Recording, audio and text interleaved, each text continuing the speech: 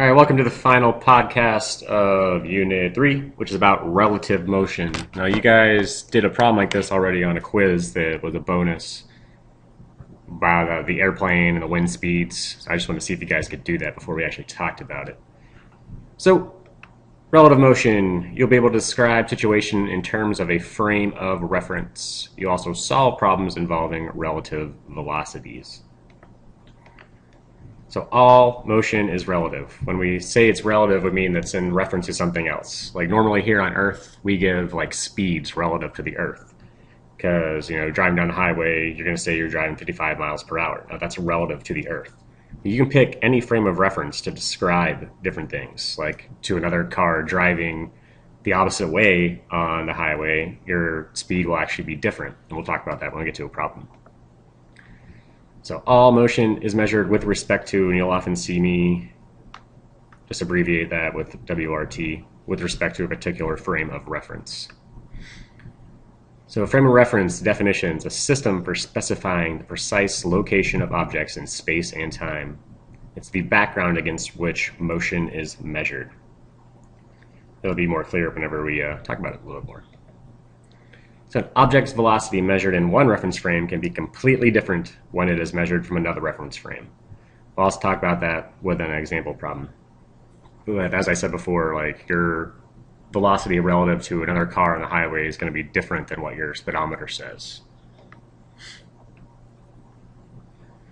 So when we're talking about relative velocities, we have to distinguish velocities measured in different frames of reference. So I'll give you a couple different examples where we use different reference frames to measure velocity. Now we use subscripts, the little letters that are, subs. Like we had VI, subscript VI for initial velocity. So read as velocity of the first letter with respect to the second letter. So here, velocity of A with respect to B plus velocity of B with respect to C equals the velocity of A with respect to C. So this is really important. Whenever you're adding velocities using these subscripts, the second subscript on the first guy and the first subscript on the second guy have to match.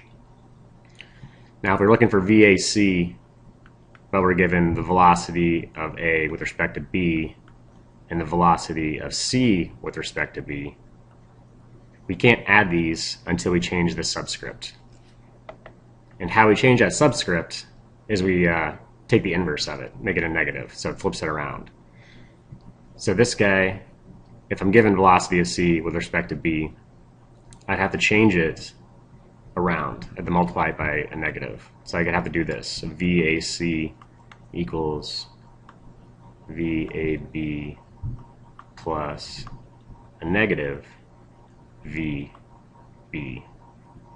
So you got to get this subscript, the second one on the first guy, and the first one on the second guy to match up. They'll like cancel out, and you'll be left with the A and the C, which is what we want. Since velocity is a vector quantity, rules of vector addition and vector resolution apply. That means, using your trig stuff to bust it up. So you'll have a velocity vector like this and a velocity vector like this. You're going to have to bust these guys up in their x and y components with your trig stuff. Right angles. Make everything right angles so it's nice and easy for you. Theta and theta. So you're walking backwards in a bus at a rate of 1 meter per second. Relative to the Earth, the bus is moving forward at 19 meters per second. That's the situation. So what is your velocity relative to the bus and other passengers on the bus? So relative to the bus, it doesn't seem like the bus is moving. So your velocity relative to the bus, so velocity of the person with respect to the bus equals negative 1 meter per second. Because it's like the bus is not moving. You're just moving within the bus. And since it's moving backwards, it's going to be negative. What is your velocity with respect to the road is a different matter. So velocity of the bus with respect to the Earth equals 19 meters per second. The velocity of the person with respect to the bus equals -1 meter per second. And we want the velocity of the person with respect to the Earth. And make sure these subscripts, this is where it gets a little tricky. This one's nice and easy though. We want the velocity of the person with respect to the Earth. So we know we're going to have to use this one first because you only want the person in it. And luckily the P is already there for us. So velocity of the person with respect to the bus. Velocity of the bus with respect to the Earth. Alright, so we don't have to do anything to any of these velocities because this is a B, the second one here is a B, the first one here is a B, so those guys are going to cross off. We're going to left with PE. Check, check. Now you just plug in your numbers, -1 meter per second plus 19 meters per second. So the velocity of the person with respect to the Earth, so what somebody standing on the side of the road would see is that person moving at 18 meters per second forward. Which makes sense. You're walking backwards in a bus, so you're going to seem like you're moving slower than a bus. Kind of think of it if you've ever been to Logan and they have those moving sidewalks. So the moving sidewalk, it travels this way. I'm sure you've all done this before. Try to stand there or walk, make it look like you're not moving. So the sidewalk is moving this way at 2 meters per second. How fast are you going to have to walk in order to make it seem like your velocity is 0? So the velocity of the person with respect to the Earth equals 0. How fast do you have to walk? So velocity of the person with respect to the sidewalk is what we're trying to find. Let me erase some of this stuff here. I mean, I'm sure you could think about, you already got the answer to this, but I'm going to show you how it works out with all of our letters and stuff. So we know we want the velocity of the person with respect to the Earth equals 0. And this is the velocity of the sidewalk with respect to the Earth. So this is going to equal VPS plus VSE. We want it to be equal to 0. Now we don't know what VPS is, velocity of the person with respect to the sidewalk, but we do know that the velocity of the sidewalk with respect to the Earth is 2 meters per second. Solve this guy for VPS, and you get VPS equals 2 meters per second. Oops, equals. Which makes sense. If the sidewalk's moving this way at 2 meters per second, say this should be a plus. That should be a minus. Because we choose everything right to be positive. And everything up to be positive. So that should be plus. Right, so if the sidewalk is moving to the right at 2 meters per second, the person has to move 2 meters per second to the left in order to be seem like they're standing still. And if the person walks a little faster, which I'm sure you've all walked backwards on a moving sidewalk before, because that's the kind of people we are, you know you have to run faster than the sidewalk moves this way to be able to actually move. So if I'm running at, let's say I run at 3 meters per second, my overall velocity with respect to the Earth is only going to be 1 meter per second. So this moving sidewalk takes away some of your speed. Here's another example. You're driving north at 55 miles per hour. A driver in the southbound lane approaches you at 45 miles per hour. What is your velocity relative to the other driver? So velocity of car 1 with respect to the Earth equals 55 miles per hour. Velocity of car 2 with respect to the Earth equals -45 miles per hour. And why is this? Draw our little compass over here. You know, north is positive, east is positive, south is negative, and west is negative. It says this car, velocity of the car 2 with respect to the Earth, is 45 miles per hour south, so you got to have that negative in there. So we want velocity of car 1 with respect to car 2. So we're given v1e, velocity of the first car with respect to the Earth, plus the velocity of the second car with respect to the Earth. Now we can't add these yet because this is an e and that's a 2. We have to have the inside subscripts be the same. So what do you have to do? You have to take the negative of this guy. So v12 is v1e plus negative v e2. Same, all good. So we got 55 miles per hour plus a negative of a negative 45 miles per hour. That's just an addition. So the velocity of the first car with respect to the second car is going to equal 5 plus 100 miles per hour. Which also makes sense conceptually too. Like if you're passing a car on the road, you're on one lane, he's in the other lane, it looks like the other car is going a lot faster than it actually is because it's coming at you head on, but you're also going at it head on. So it looks like a lot faster. So now you know how to find out how fast that is. Another situation.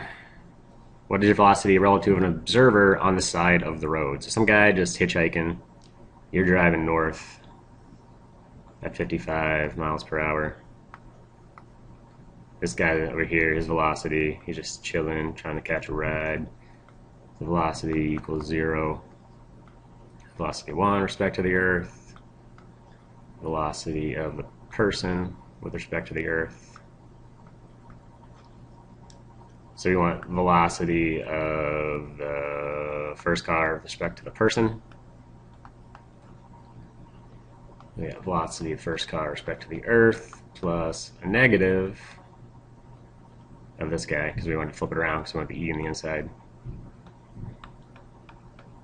But a negative 0 is still just 0. So velocity of the first person with respect to the Earth is 55 mph plus a 0. So just that. So some guy sitting outside the road, he sees you go by 55 miles per hour, but a car in the opposite lane sees you going at 100 miles per hour. You see how the velocities change with different frames of reference. The second car, that's a frame of reference. The guy sitting on the side of the road, that's a different frame of reference. That's why your velocities are different. An airplane is flying due east relative to still air at a speed of 320 kilometers per hour. So we draw, you always want to draw this stuff out. So velocity of the plane with respect to the air equals 320 kilometers per hour. There is a 65 kilometer per hour wind blowing towards the north as measured by an observer on the ground. So the velocity of the wind with respect to the ground equals 65 kilometers per hour. What is the velocity of the plane measured by the ground observer? So we want, this should be air, we want the same subscripts, air, wind, same difference. So we want VP, velocity of the plane with respect to the ground. So we got VPA plus VAG. This would be all good if these guys were in the same direction, but they're not in the same direction. So the plane looks like this, 320 kilometers per hour. The wind looks like this, 65 kilometers per hour. So now it just becomes a vector addition problem, and we're looking for the resultant, how the plane, this is going to be the velocity of the plane with respect to the ground. We're just adding vectors now. So since it's a vector, you also have to find theta. So we use Pythagorean theorem. So velocity of the plane with respect to the ground equals square root 320 squared plus 65 squared. And that's going to equal something like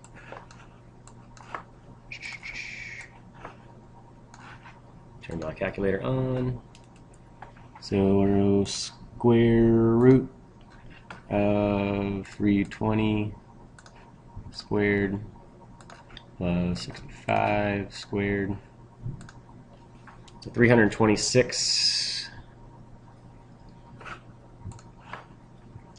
So that equals 326.5 kilometers per hour.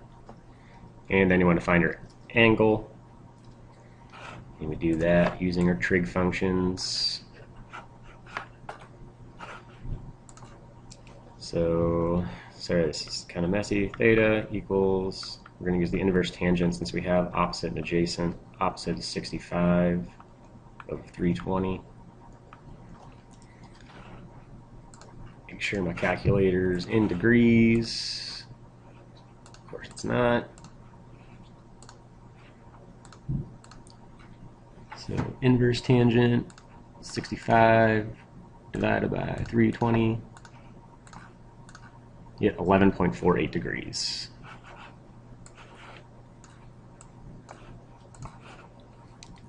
So theta equals 11.48 degrees. So how do we write this down here? So it's going 326.5 kilometers per hour at 11.48 degrees north of east.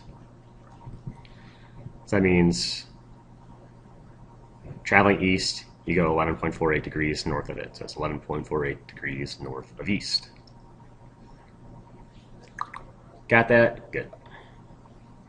Just some vector review. I know I'm shoving this down your throats. It's been like every PowerPoint just because it's important. So vectors have both magnitude and direction. They're represented by an arrow. Length shows the magnitude. Angle shows direction. There's the angle right there. We're talking about components. We're talking about the projection of a vector along the x and y axis. What does projection mean? It's like we have a light up here. So we have a light above it. It casts a shadow. This vector makes a shadow along the x-axis. It's going to look like this. That's a projection. Or if we have the sun over here, projection along the y-axis would be the shadow this guy makes on the y-axis, which would be like that.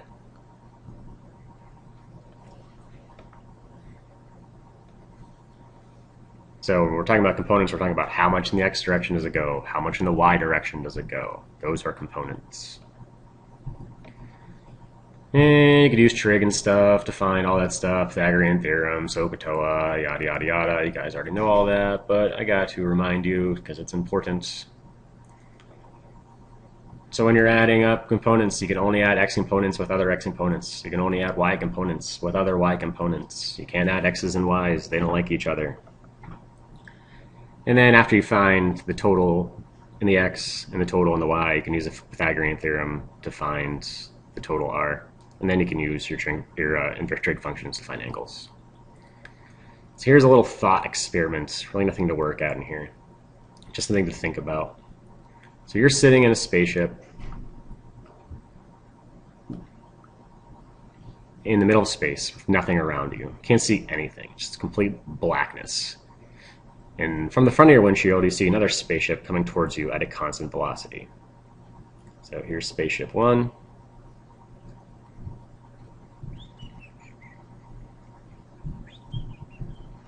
Here's spaceship 2.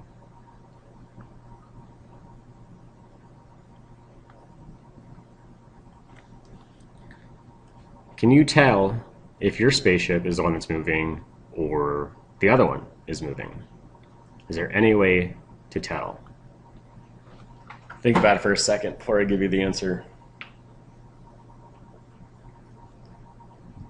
Nothing else to measure it against, just the other spaceship, because you're in the middle of black space. Can you tell if it's your spaceship moving or the other spaceship moving? The answer might shock you. Probably not. But no, you cannot tell. You could be the one moving, and the other spaceship can be just sitting still.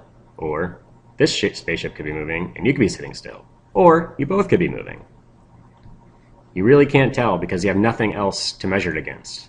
Like, say we had the Earth in the background, then you could tell because you can measure your velocity with respect to the Earth, both of your velocities. Then you could be able to tell which one's moving, which one's not. But since there's nothing around you, you have nothing to measure it against except for the other airplane or the other spaceship. So there's no way to really tell which one's moving. So you can't, because since there's no acceleration, you are in an inertial reference frame. Since you cannot experience effects of acceleration on you, you can't definitively say that you're moving or at rest. Because since it's constant velocity, like you can feel acceleration, like you're being pushed back into your seat when you slam on your gas in your car. You can feel the acceleration. Since you're moving at a constant velocity, there is no acceleration, so you can't feel acceleration. So you can't really tell which one's moving and which one's not, because there's nothing to measure your velocity with respect to. So you got to have like an Earth or a star or a sun or something in the background to measure your velocity against.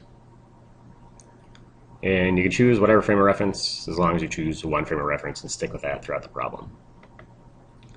So thought experiment number 2, the speed of light in a vacuum as measured by a stationary observer is about 3 times 10 to the 8 meters per second. You are in rocket A, moving at a velocity of 2.5 times 10 to the 8 meters per second with respect to a nearby space station. Rocket B is moving in the opposite direction by the space station with the same speed but in the opposite direction. So what is the velocity of rocket A relative to rocket B? So velocity of A with respect to the space station, I'm just going to leave the times 10 to the stuff off. No, I'm going to put it on there. Velocity of B with respect to the space station, negative 2.5. So that means velocity of A with respect to B is going to equal VAS plus a negative VSB. So we got to flip that guy around. So it's going to be VAB equals 2.5 times 10 to the 8 plus another 2.5 because we get rid of that negative because of negative here, negative there.